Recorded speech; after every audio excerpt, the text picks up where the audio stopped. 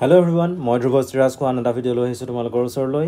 এই ভিডিঅ'টোত আমি আৰ ডি শৰ্মা বুকখনৰ কোঅৰ্ডিনেট জমেট্ৰি অৰ্থাৎ স্থানাংক জমেট্ৰিৰ যিটো চেপ্টাৰ আছে সেই চেপ্টাৰটোৰ এটা প্ৰশ্ন কৰিবলৈ চেষ্টা কৰিম। ইয়াত দুটা বিন্দু দিয়া হৈছে। তোমালোকে যদি প্ৰশ্নটো ভালদৰে চোৱা তেতিয়া ইয়াত দেখা পাবা যে ইয়াত দুটা বিন্দুৰ কথা কোৱা হৈছে। এটা বিন্দুৰ স্থানাংক হৈছে x, -1 আৰু আন এটা বিন্দুৰ স্থানাংক হৈছে 3,2। এতিয়া আমাক কৈ দিছে যে এই বিন্দু দুটাৰ মাজৰ দূৰত্ব 5 হয়। এতিয়া আমি ইয়াত দূৰত্ব সূত্ৰ প্ৰয়োগ কৰিব লাগিব। প্ৰথম বিন্দুটো যদি মই a ধৰোঁ, এৰ স্থানাংক দিয়া আছে x, -1 আৰু ইয়াত x ৰ ভ্যালুটো আমি গম নাপাওঁ।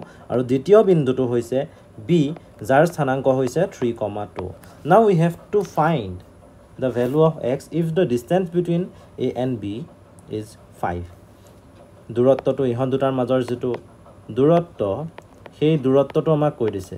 দূৰত্বটো কি হয় বুলি কৈছে? 5 হয় বুলি কৈছে। গতিকে দূৰত্ব সূত্ৰ প্ৰয়োগ কৰোঁ, √over লিখা, ইফালে দূৰত্বটো দি দিয়া 5 হয়। সহজ প্ৰশ্ন, একো টান প্ৰশ্ন নহয়। ইয়াত তোমালোকে এৰ x স্থানাংক x লিখিবা আৰু বিৰ x স্থানাংক 3 লিখিবা। ইহঁতৰ মাজৰ পাৰ্থক্য হোল স্কুৱেৰ প্লাছ এৰ y স্থানাংক মানে -1 আৰু বিৰ y স্থানাংক মানে 2, ইহঁতৰ মাজৰ পাৰ্থক্য whole square is equal to 5। ইয়াত তোমালোকে √over আঁতৰাই দিব পাৰা। মই আঁতৰাই লৈছোঁ। x - 3 হোল স্কুৱেৰ লিখিলা, তেনেকেই থাকিলে। তাৰপিছতে -1 - 2 মানে -3 হোল স্কুৱেৰ যেতিয়া কৰিবা তেতিয়া তোমালোকে পাবা 9 আৰু ইফালে যিহেতু বৰ্গমূলটো আঁতৰাইছোঁ সেইটো কাৰণে 5টো হৈ যাব 25। এতিয়া x - 3 হোল স্কুৱেৰটো ব্ৰেক ডাউন কৰিব লাগিব।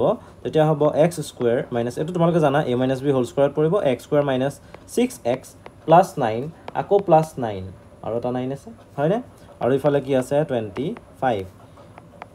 x স্কুৱেৰ থাকিলে তেনেকৈ -6x তেনেকৈয়ে থাকিব। +9 হ'বগৈ +18 আৰু -25 ইজ ইকুৱেল টু 0। তো আমি এতিয়া কি কৰিব লাগিব? x স্কুৱেৰ -6x তেনেকৈ থাকিলে 18 - 25 কৰিলে আমি পামগৈ -7 ইজ ইকুৱেল টু 0।